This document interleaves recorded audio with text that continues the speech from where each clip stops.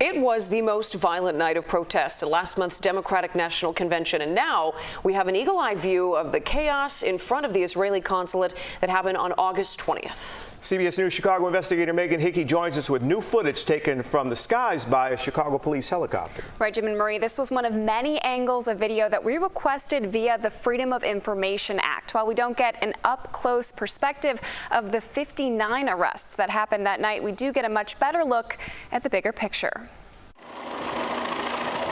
The first thing that's striking about the helicopter footage of the behind enemy lines group of protesters gathering outside the Israeli consulate is the level of navigational and logistical detail available to the helicopter surveillance team. The camera is able to quick zoom into the clashes with protesters beginning around 7:30 that night. Here you can see some scuffling between protesters and police. The angle also gives them a good perspective on movements of the group that CPD is then able to relay to the crew on the ground.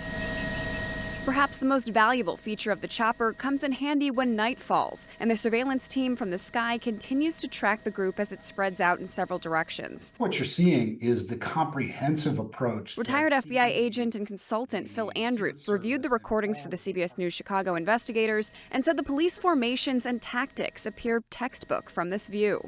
But what we are not seeing in this video is the intelligence or what behaviors were identified prior to the videos from the helicopter.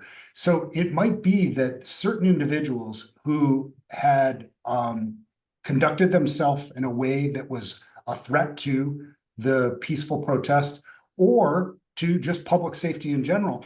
But what you see is police using a very nuanced approach. They're not just rushing in, but they're looking for the safest, most effective opportunity to apprehend that person and then take them into custody. And what this angle does not capture is a detailed view of the individual arrests. And as we've previously reported, the National Lawyers Guild claimed police provoked some confrontations, rushed the crowd, and indiscriminately arrested people on the sidewalk. Now, we have requested the body camera of arrests where the use of force complaints were filed, which would give us a much better idea of what happened. But Jim and Marie, we have yet to receive those videos. All right, very good. Thanks, Megan. Thank you, Megan.